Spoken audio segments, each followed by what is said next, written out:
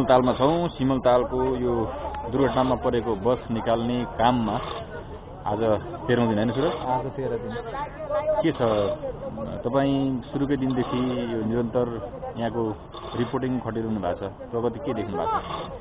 अब हामी पनि बीचबीचमा त रोक्यौँ बीचबीचमा, तर हामी चाहिँ प्रायः जस्तो आइरहेछौँ। एभ्रिडे आउँदाखेरि जस्तो अघिल्लो दिनहरूमा च्यान लगाउने, तान्ने, खन्ने, खुर्कने मात्रै काम भइरहेको थियो। तर आज यो 13 दिनको दिन चाहिँ केही प्रगति चाहिँ देख्यो, किनभने गाडीको अगाडिको जुन भाग दबेको थियो त्यो भाग चाहिँ बाहिर निस्कन सुरु गरेको छ। यो पनि अहिले 1 घण्टाको प्रगति हो। 1 घण्टामा चाहिँ यो गाडीको अगाडिको भाग चाहिँ माथि फर्किन सुरु गरेको छ हैन। अब हिजोसम्म चाहिँ प्राविधिक टोलीले अथवा यहाँको सुरक्षा सम्बन्ध र विपद व्यवस्थापनको टिमले चाहिँ आश मारेको थियो गाडी निस्कन सकेन, सम्भव भएन भन्ने खालको। हिजो फेरि वीरगञ्जबाट थप प्राविधिक टोली सहित केही सामग्रीहरू पनि आयो, टुचेनहरू आएपछि आज चाहिँ यो गाडी चाहिँ यसरी निकाल्न यो आज च्यासिस नम्बर चाहिँ देखिएको छ गाडीको भागको र अगाडिको एउटा टायर सिङ्गै सौले देखिएको छ। यो केही पनि समस्या देखिएको छैन टायरमा, जस्ताको तस्तै टायर चाहिँ बाहिर निस्किएको छ। आजको प्रगति विवरण हेर्दा लगभग आज चाहिँ अब यति नै हुन सक्ने सम्भावना छ। काम चाहिँ अब रात पर्न थालिसकेको छ र भोलि या पर्सिसम्ममा चाहिँ यो गाडीको केही भाग बाहेक अधिकांश भाग चाहिँ बाहिर निस्कन देखिन्छ अगाडिपट्टिबाट। पछाडिको भाग अझै पनि जमिनभित्रै पछाडि त अझै पनि जमिनभित्रै भएको कारणले गर्दा के छ भन्न सकिने अवस्था चाहिँ छैन। तर अगाडिको भाग चाहिँ फाटेर भए पनि आउन सक्ने सम्भावना चाहिँ देखियो बल प्रयोगले गर्दा। चेनपुली 4 वटा लगाइएको छ। चेनपुली 4 वटा प्रयोग भएको छ। 10-10 टनको 3 वटा, 10-10 को छ अनि 5 को छ होला एउटा 5 को प्रयोग गरिरहेको छ। आज जनशक्ति कति जति? आज त कम हो, किनभने सुरुवाती दिनमा नेपाली सेना, नेपाल प्रहरी, सशस्त्र प्रहरीको टिमले काम गरेको थियो। आज चाहिँ कमै मात्रामा छ। आज नेपाल प्रहरीको टिम र सशस्त्र प्रहरीको टिम छ। नेपाली सेनाको टिम चाहिँ 2-3 दिन सुरुवाती दिनमा आयो, त्यस पछाडि चाहिँ आएको अवस्था चाहिँ छैन र प्राविधिक टोलीले नै काम चाहिँ गरिरहेको छ।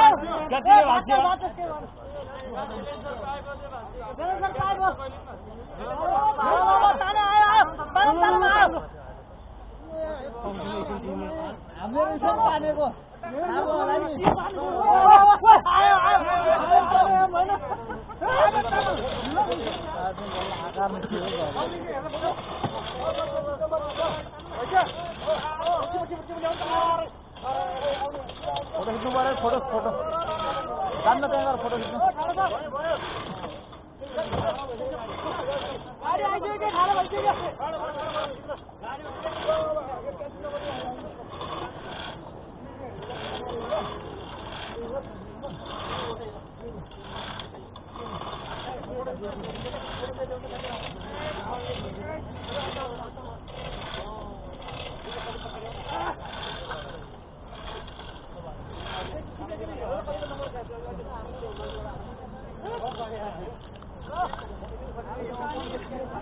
निस्क्यो अगाडिको हस्ता निस्कन त होइन यति निस्किनु भनेको धेरै निस्किनु